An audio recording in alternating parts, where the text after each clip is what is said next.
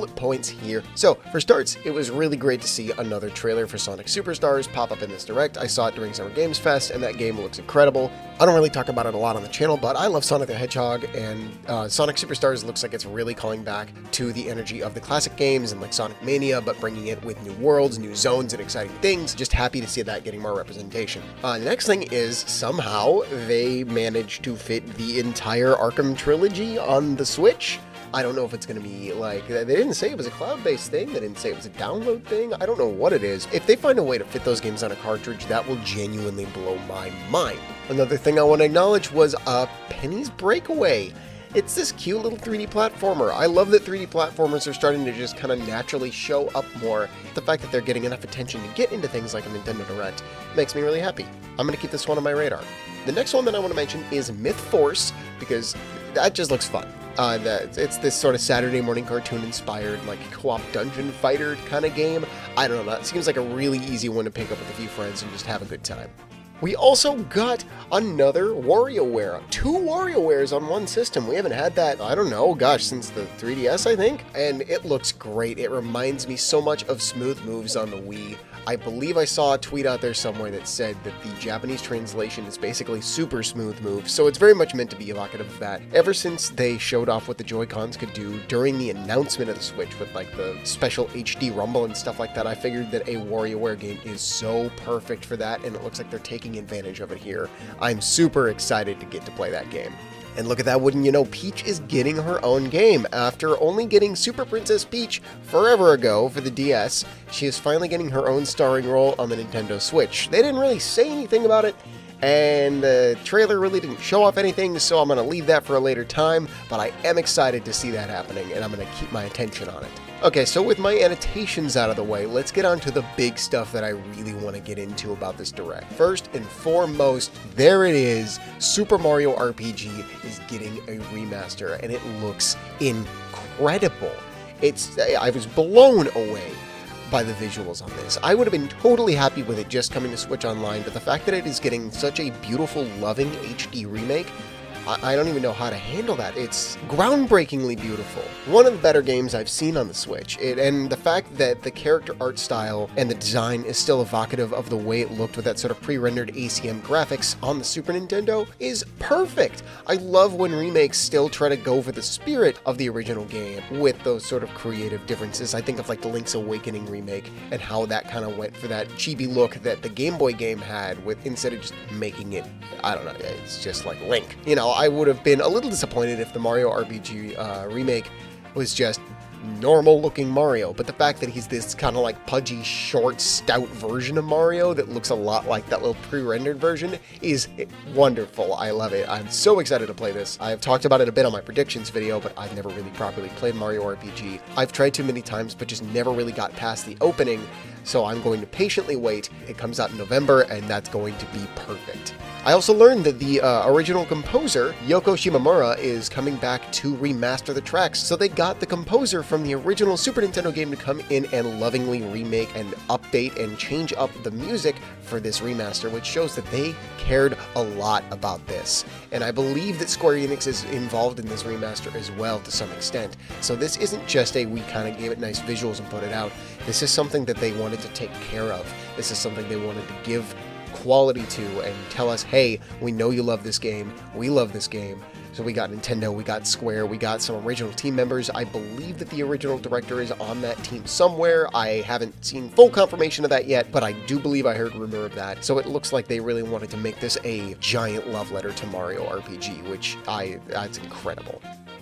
The next thing they got to, which was expected, was Pikmin 4. Pikmin 4 looks great. Again, I don't have a whole lot to say on this one, because we've already kind of seen a decent amount of that game, or at least a little bit of it, and I love what they're showing off. That game's going to be an instant buy for me. I feel like there's not much I can add to the conversation about it right now, especially because I'm not quite as well versed with Pikmin as some other people are, but I am excited to get Pikmin 4. I need to sit down and play through Pikmin 3 on my Switch properly. I've had a copy of it since it came out and just never properly played through it, but I guess now is a good excuse as any.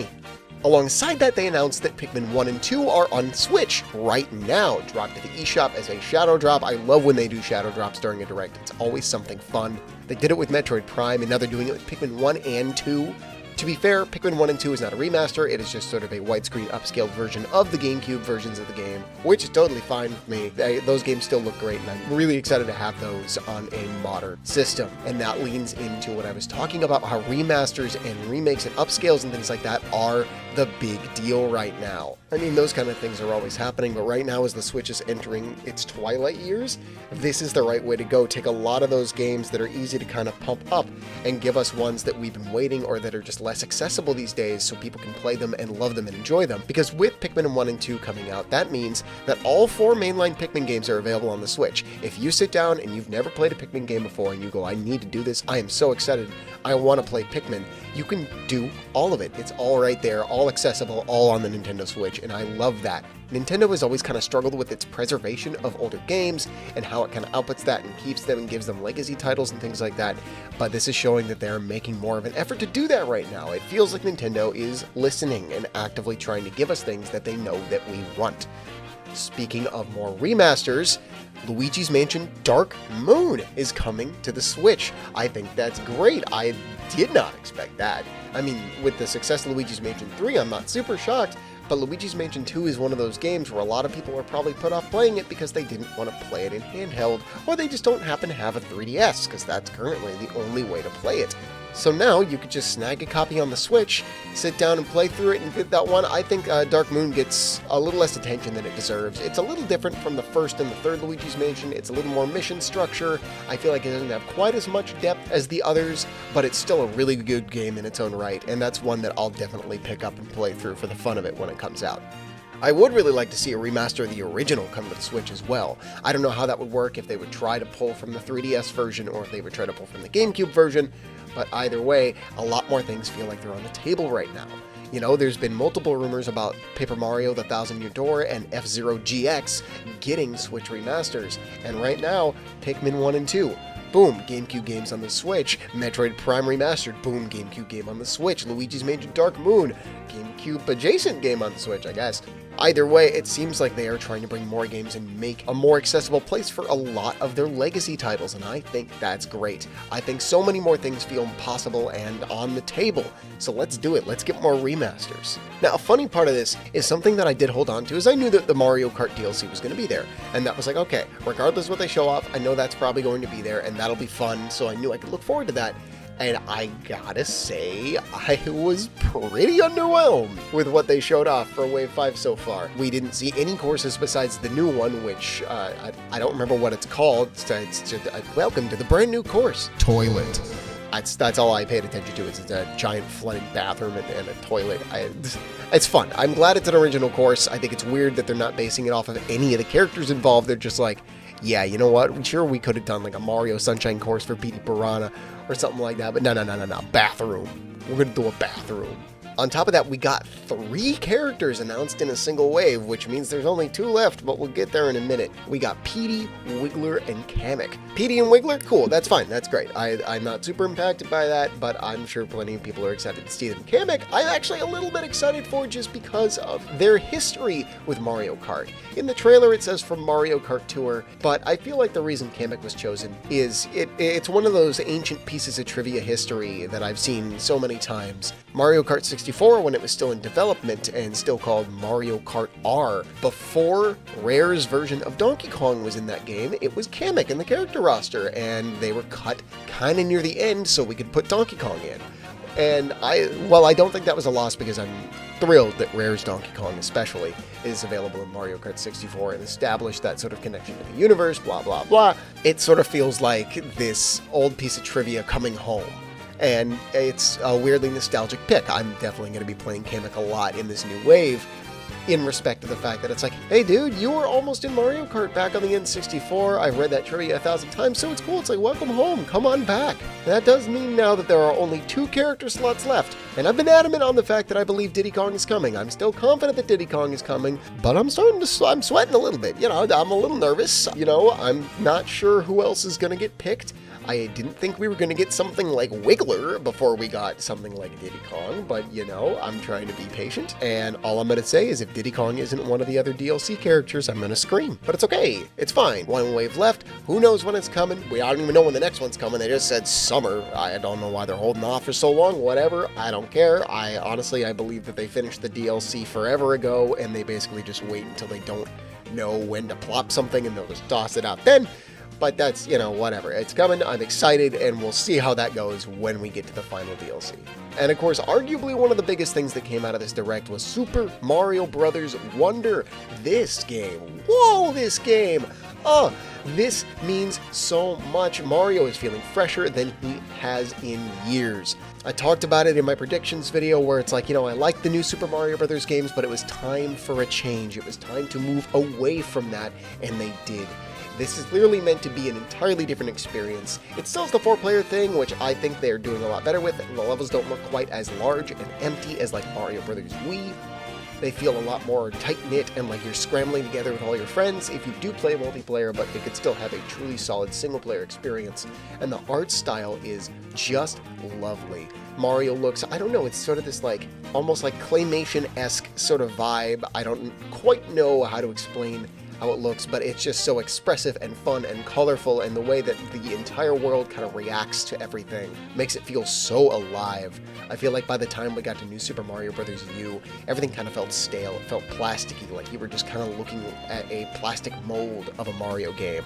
But now, with Wonder, everything feels so vibrant and real, and it looks like you're going to a new world that feels like it's genuinely part of the Mushroom Kingdom and not just more cut and paste. Not to mention, Daisy is playable. We get the returning cast, Mario, Luigi, Peach, and Toad, which is expected, but Daisy is also there. This is her first time being playable in like a mainline Mario game. And that's great. She deserves that. She deserves so much. I feel like Daisy gets a bad rap because when people think of those sort of side characters from Mario, they think Daisy and Waluigi, and I feel like Waluigi gets a lot of attention for understandable reasons. We love the Waluigi. But I feel like that makes Daisy kind of just fall to the wayside, so it's so good to see her get more of a spotlight. Seeing her show up in Smash Bros. Ultimate, and now showing up here in Mario Bros. Wonder, makes it feel like they're realizing that Daisy is just as important as the rest of these characters, which she is. All in all, this Direct was just a total win. Just an incredible show out for Nintendo.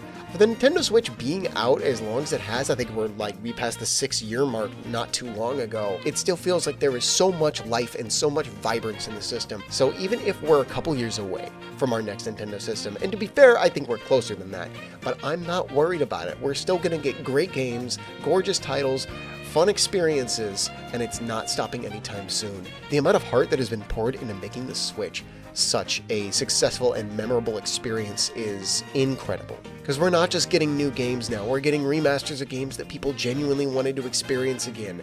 We're getting through the Switch Online a little bit more, so it's starting to feel more robust, and I do believe those are going to transfer over to the new Nintendo system. I gotta stop on that. I really need to sit down and just make a video about the idea of the next Nintendo console. That is a whole conversation. But we are still going strong. The Switch is still going strong. Nintendo is still proving that they're listening and they are working hard to do great things for their games. I sense a bright future for the end of the Nintendo Switch. Thank you so much for watching this. I'm sure you are just as excited as I was about that Direct, and I'm sure there's things that I didn't touch on that you were also excited about. So let me know down in the comments what your favorite part of the Direct was and why it was Mario RPG Remastered, because oh my god, that game looks incredible. Either way, thank you so much for watching, and I will see you next time.